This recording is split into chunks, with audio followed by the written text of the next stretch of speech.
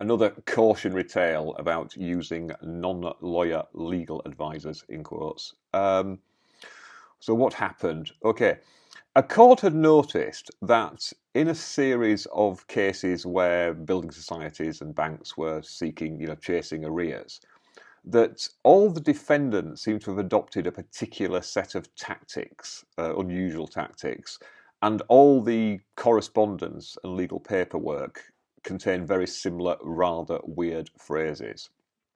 So they got everybody in. They got all the parties. Said, like, we want to hear all these together and find out what's happening. Is there a connection here? And what transpired is that all the people were taking, quotes, advice from, again, a non-qualified person. Now, it may be that person turned up at the hearing. Somebody turned up and just sort of, sat in council's benches and they just said, "Who are you?" He said, "I'm Beresford."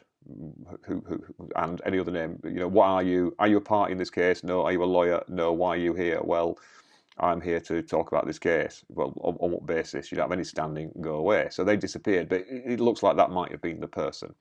But what had actually happened, basically, these people, they were all trying to defend their cases. It seems they'd gone off to somebody and somebody had done hey, if you do this magic formula and you do these proceedings, they can't touch you and you won't actually have to pay a penny. And it was all stuff like, you have not consented to the mortgage and you don't actually owe this money, and all the usual sorts of comments. One thing they actually did do, which is not usual, sort of Freemen on the land thing, is they issued a series of claims in the High Court against the building societies, and then said, "Oh well, while all these proceedings are going on, all these other proceedings have to be stayed." But the proceedings of the High Court were just rubbish because they were just like literally people, they weren't actually put forward as any sort of real claim. They were just they were saying things like, "How do you explain that then?" Or "Isn't it true that?" Or "Have you done your oath?" All the the usual sort of phrases that we see. They were all dismissed.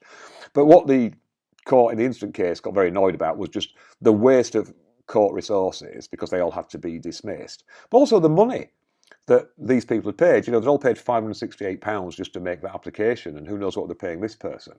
But what was the upshot of this? Well, they hadn't put in any actual real defences.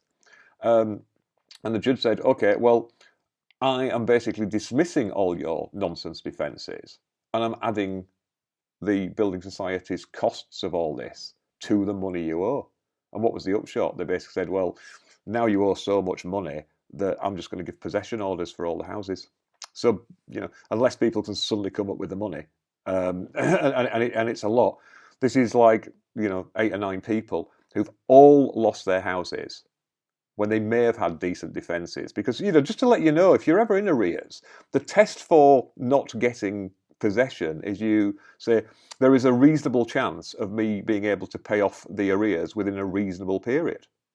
And I'll be honest, the courts are very sympathetic, especially in the current climate. I mean, one judge I know, he used to say, says you get 28 days just for turning up.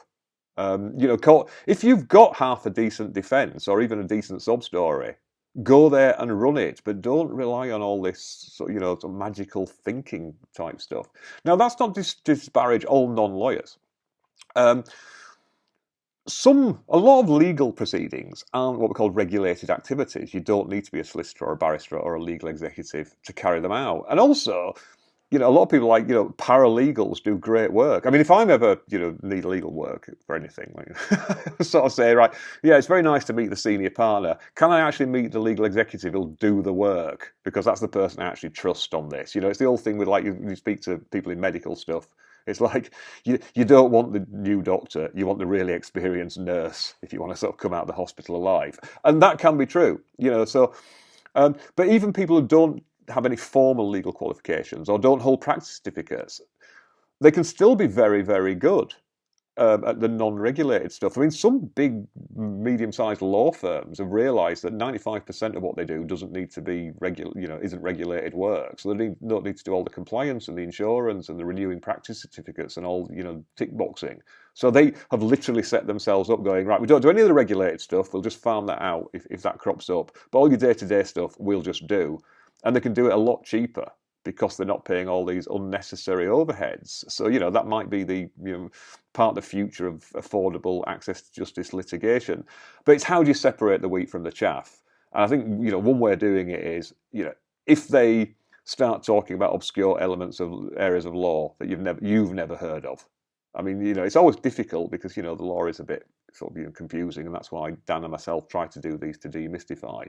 But just have a little sniff test. Is it too good to be true? Are they promising you this one secret that judges don't want you to know will mean you'll never have to pay any money?